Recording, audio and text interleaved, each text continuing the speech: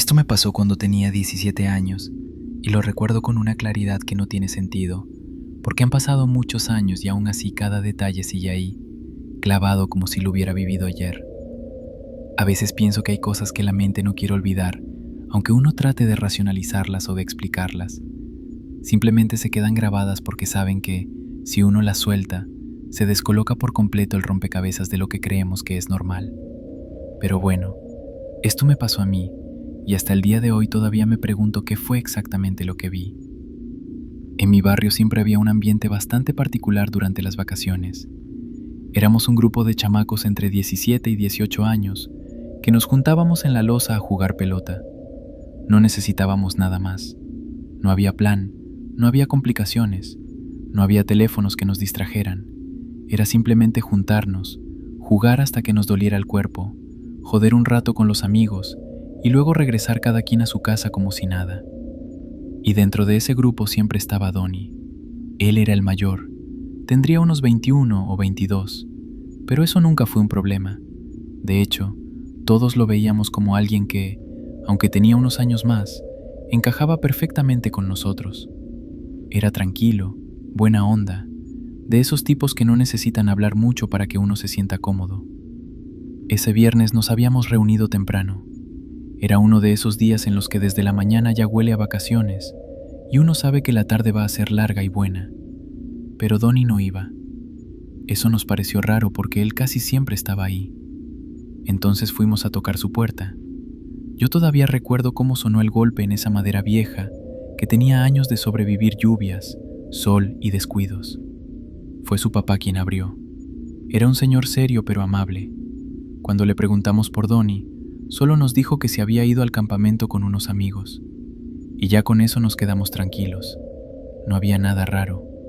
No había nada que hiciera pensar que ese día iba a terminar distinto a cualquier otro. Jugamos, como siempre. Sudamos, reímos, nos picamos entre nosotros. Y yo, como tenía que trabajar más tarde, porque en ese tiempo trabajaba en Walmart, me fui un poco antes. Ese trabajo era algo sencillo pero cansado, de esos en los que uno termina la jornada pensando únicamente en llegar a su casa, bañarse, comer algo y tirarse en la cama un rato antes de empezar otra vez con la misma rutina al día siguiente. Así que hice lo de siempre. Trabajé hasta la hora de salida y luego tomé el carro, la combi pues, que me dejaba en el paradero. Eran como las 8:30 de la noche cuando llegué al paradero. Todavía lo tengo en la memoria. El sonido del motor apagándose mientras yo bajaba, el aire un poco frío que había a esa hora, el olor a tierra seca que venía de las calles sin asfaltar. Mi casa quedaba a unas 8 cuadras, y a esa hora casi siempre estaba vacío todo. Era normal. A esa hora la mayoría ya estaba en su casa viendo tele o platicando en familia. No había ruido, no había movimiento. Solo yo caminando en esa calle que siempre ha tenido algo extraño, una calma que a veces da paz, pero otras veces hace que uno vaya volteando para todos lados. Y ahí, en esa tranquilidad absoluta, lo vi. A lo lejos, como a una cuadra, venía alguien caminando hacia mí. La forma de caminar, la altura, la postura. Era como si una parte de mí ya supiera quién era antes de que yo pudiera razonar nada. Pero, aún así, no dije nada hasta que se acercó lo suficiente. Cuando crucé la calle y quedé del otro lado, lo reconocí por completo. Era Donnie. Me detuve un segundo, sorprendido, pero no asustado. No había razón para estarlo. Yo pensé que quizá había regresado temprano del campamento o que su papá se había confundido. Así que lo saludé como cualquier amigo saluda al otro en la calle. «Oye, Donnie», le dije, «¿a dónde te vas?» Pero no me respondió. Ni siquiera levantó la cabeza. Caminaba con la mirada hacia abajo, como si estuviera concentrado en no tropezarse o como si no quisiera ver a nadie. Pensé que tal vez no me había escuchado, así que me acerqué un poco más y volví a hablarle. «Donnie, ¿a dónde te vas?» Nada, ni una palabra, ni un gesto, ni siquiera un respiro más profundo o alguna señal de que mi presencia lo había incomodado o sorprendido. Solo seguía caminando con la cabeza agachada.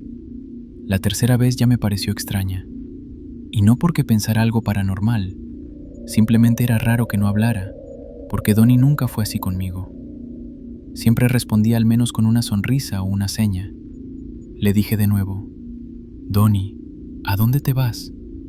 Y ahí sí reaccionó, pero no de la manera que yo esperaba.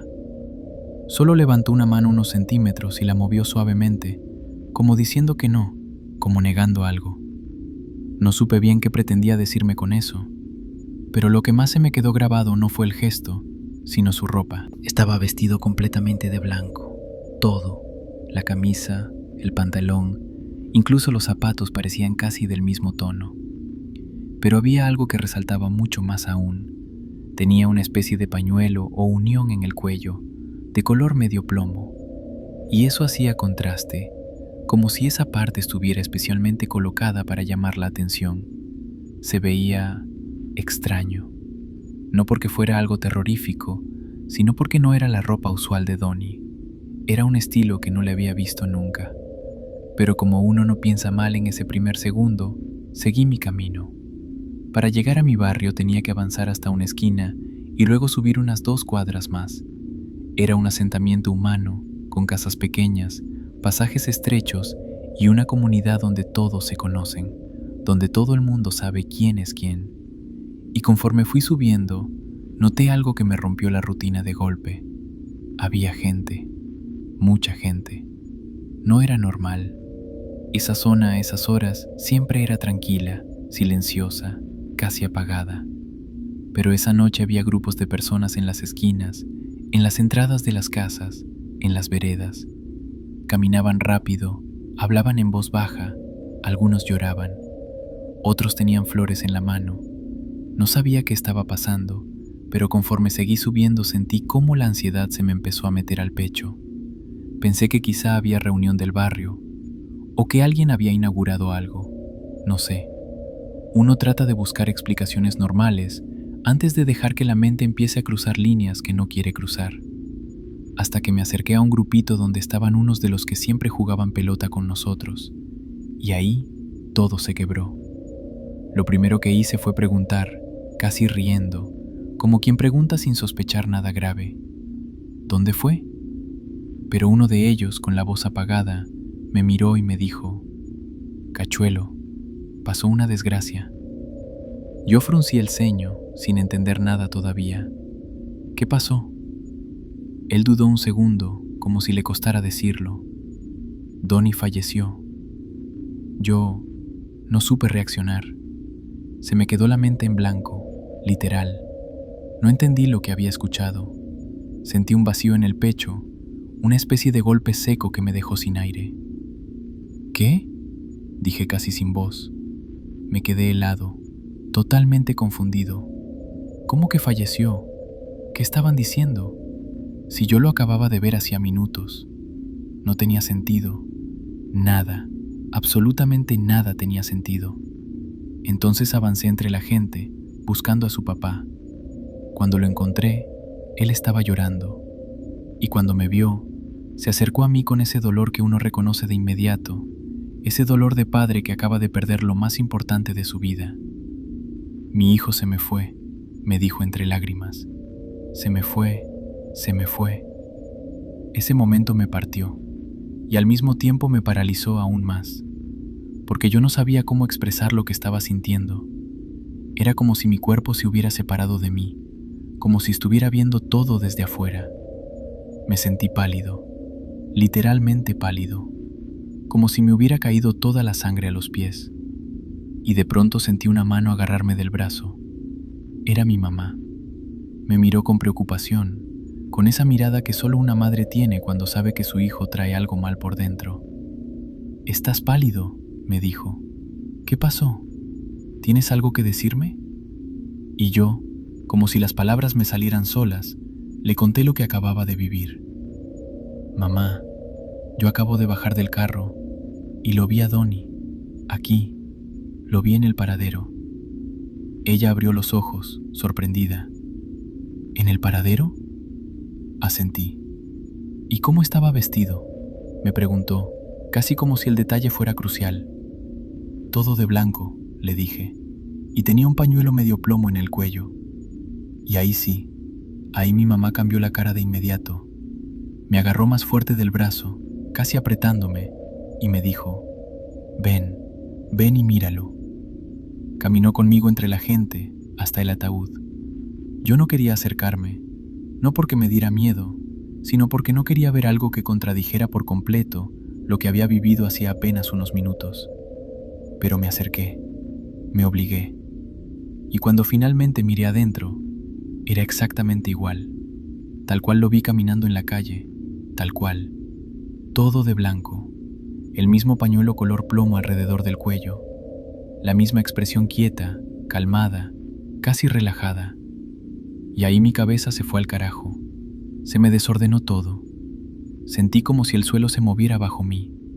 No sabía hablar, no sabía pensar. Mis oídos se me zumbaban como si tuviera presión en la cabeza. Sentí que me quedaba sin aire. Mis amigos intentaron hablarme. Recuerdo que uno me puso la mano en el hombro. Creo que otro me preguntó si estaba bien. Pero yo no podía responder.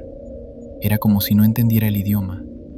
Me sentía vacío, como si hubiera dejado mi cuerpo en esa esquina donde había visto a Donnie y solo estuviera funcionando por inercia. Mi mamá me jaló otra vez. Anda a la casa, me dijo. Toma agua, descansa. Yo solo asentí, porque no podía hacer otra cosa. Caminé a casa como un autómata. Me dolía la cabeza, tenía la piel fría. Sentía algo recorriéndome la espalda, como un escalofrío que nunca terminaba de subir ni de bajar. Y esa noche fue apenas el inicio. Durante 4 o 5 días lo soñé. No eran sueños claros, no eran pesadillas tampoco. Era como si él simplemente pareciera ahí, parado, mirándome desde lejos. No hablaba, nunca decía nada, solo estaba presente. A veces lo veía del mismo modo en que lo vi ese día, vestido de blanco, con el pañuelo plomo. Otras veces era como si estuviera en la loza donde jugábamos, pero de espaldas. Y cada vez que despertaba, sentía la misma mezcla de miedo, nostalgia y algo que no sé describir. No era amenaza, no era terror, era presencia. Solo eso, una presencia que se me quedó pegada durante días, hasta que poco a poco dejó de aparecer. Así como había llegado, se fue, y nunca volvió a soñarse, nunca volvió a mostrarse. Pero esa imagen, la de verlo vivo cuando ya no lo estaba, se quedó grabada en mi memoria para siempre. Y hasta hoy, cuando cierro los ojos y recuerdo todo, todavía siento ese mismo escalofrío recorriéndome la columna. No porque lo relacione con algo malo, sino porque fue uno de esos momentos que te rompen la idea de lo que es posible y lo que no. Uno de esos momentos que te dejan claro que a veces hay cosas que simplemente no tienen explicación, pero aún así suceden, y cuando suceden, uno no vuelve a ser el mismo. Hasta hoy lo recuerdo con cariño, como el buen chico y buen amigo que fue, pero también lo recuerdo como la imagen más desconcertante y real que he tenido de algo que no debió haber pasado, pero pasó, y yo estuve ahí para verlo, y nunca lo voy a olvidar.